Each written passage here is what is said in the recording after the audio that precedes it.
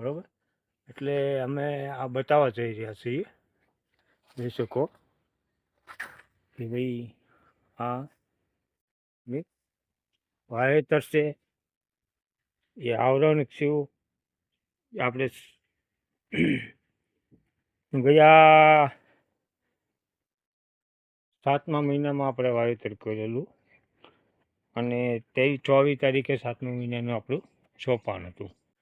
તો આપણે આવરણ આમાં ધીમે ધીમે ચાલુ થયું છે. બરાબર. આ 6ઠો મહિનો છે. 7મા મહિનામાં ફૂલે ફૂલ આવરણ આવી જશે વર્ષ. એટલે જોઈ શકો આપણે આ એ આપણે પાણીની બે ઓછું હતું એટલે આપણે આમાં રેન્જ પાઇપ નાખેલી છે.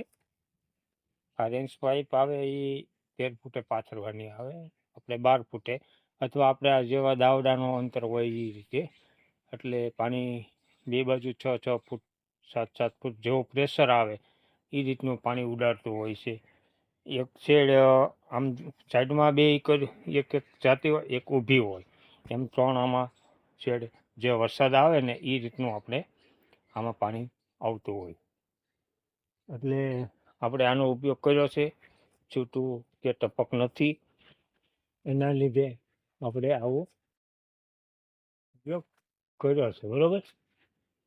એટલે ખેડૂત મિત્રોને આપણે બતાવીએ કે ભાઈ કેળનું કામ આવું છે અને હવે જે શરૂઆત થઈ રહી છે એટલે ધીમે ધીમે આપણી કેળનું વાવેતર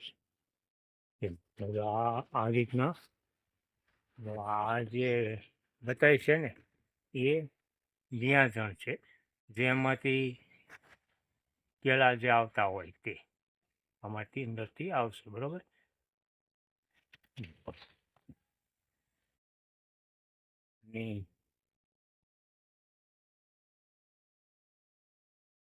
વસરાજ પ્રાકૃતિક ફાર્મ, જેસર તાલુકો, સાપરિયાલી ગામ. હું પોતે ખેડૂત છું, વિનુભાઈ સોલંકી. એની હવે વિયાજણનું ફૂલ છે. તમે હાથ જોઈ શકો છો કે 10 ફૂટ ઉપર હોઈ ગઈ છે. ત્યારે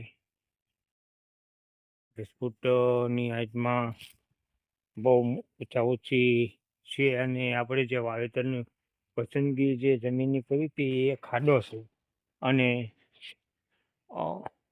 બહુ હવા અહીંયા પવન લાગતો નથી, એટલે આપણે આમાં પસંદગી કરી છે. અને આ એના મૂળ જળ જુઓ, જો આ રીતના બારા મોળિયા નીકળી ગયા, દાવડામાં હોસો વસ આવી ગયા બે બાજુથી. તો કેમ છો ખેડૂત મિત્રો? તો હવે જો કોઈ ખેડૂત હોય એને શેર કરજો, લાઈક કરજો અને સબસ્ક્રાઈબ કરજો, એ ભૂલતા નહીં. આ અમારું જે અમે ખેતી કરીએ એ તમને રૂબરૂ બતાવીએ છીએ. જય ગૌ માતા.